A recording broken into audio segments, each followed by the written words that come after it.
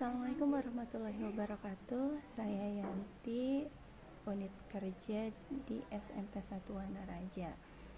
Untuk LK2 ini saya akan membahas tentang hidup jadi lebih damai dengan ikhlas, sabar, dan pemaaf. Untuk petunjuk belajar, siswa diminta untuk mengamati sebuah gambar serta memberikan tanggapan secara tertulis kaitan dengan nilai-nilai isi kandungan materi ajar dan pemberian refleksi sekaligus tentang nilai dan sikap. Untuk capaian pembelajaran, menjelaskan pengertian ikhlas, sabar, pemaaf. Petunjuk pribadi yang ikhlas, sabar, dan pemaaf terhadap kondisi tertentu dalam kehidupan nyata. Nah, adapun tujuan pembelajarannya adalah peserta didik memperjelas pengertian ikhlas, sabar, dan bagaimana merealisasikan dalam kehidupan sehari-hari mengenai sikap pemaaf. Baik. Untuk informasi pendukung, seluruh yang tertuang di dalam gambar berikut merupakan fenomena yang terjadi di Indonesia. Disajikan dalam bentuk karikatur agar menarik siswa. Nah, siswa diminta untuk mengamatinya, berikut mencermati karikatur tersebut yang berkaitan dengan lingkungan tempat tinggal siswa. Untuk langkah kerja, tugas dilakukan secara berkelompok serta disertakan pertemuan berikutnya. Yang kedua, mencermati gambar dan mendiskusikan cerita tentang gambar, kemudian diuraikan di kelompok 2 tersebut. Nah, yang ketiga, setelah diuraikan cerita di dalam gambar, coba lakukan perenungan dan pesan apa yang harus dikembangkan di kelompok 4 tersebut. Nah, untuk kelompok 4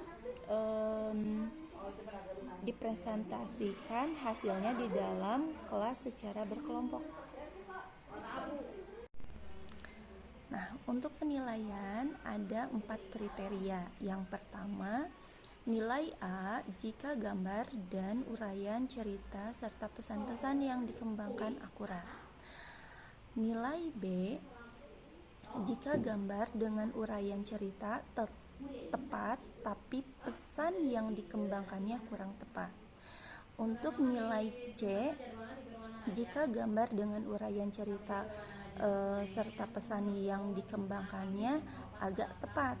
Dan yang terakhir adalah nilai D jika gambar dengan uraian cerita serta pesan yang dikembangkan tidak tepat. Mungkin itu penilaian untuk instrumen ini.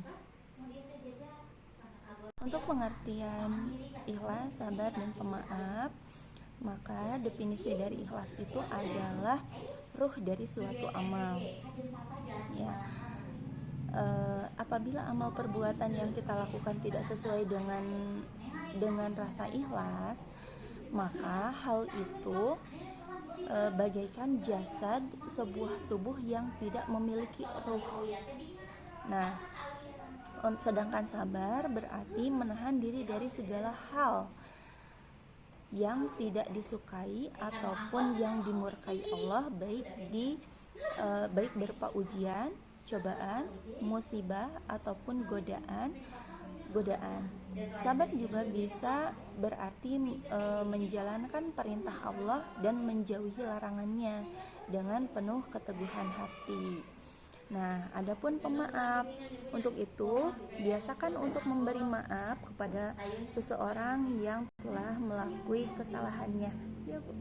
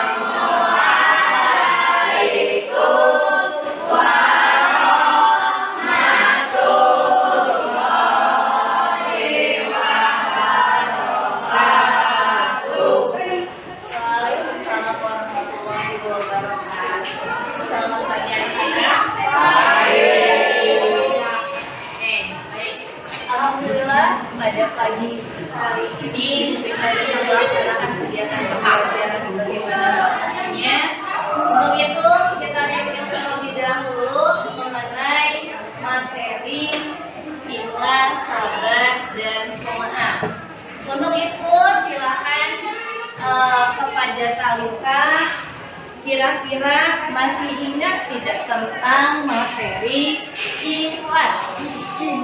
Ikhlas adalah ruh dari suatu amal perbuatan. Apabila amal perbuatan yang kita lakukan tidak disertai dengan rasa ikhlas, maka hal itu bagaikan jasad sebuah tubuh yang tidak memiliki ruh. Oke, siap, bagus. Selanjutnya tentang sabar. Aisyah,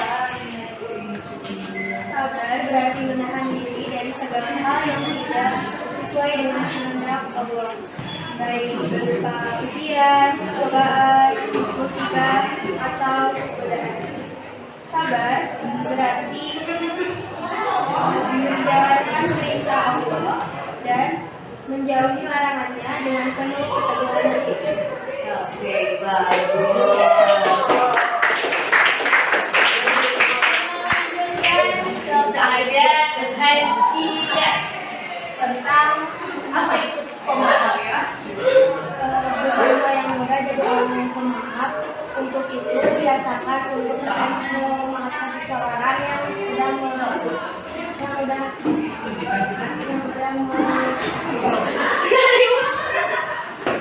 Sudah menyakiti kita.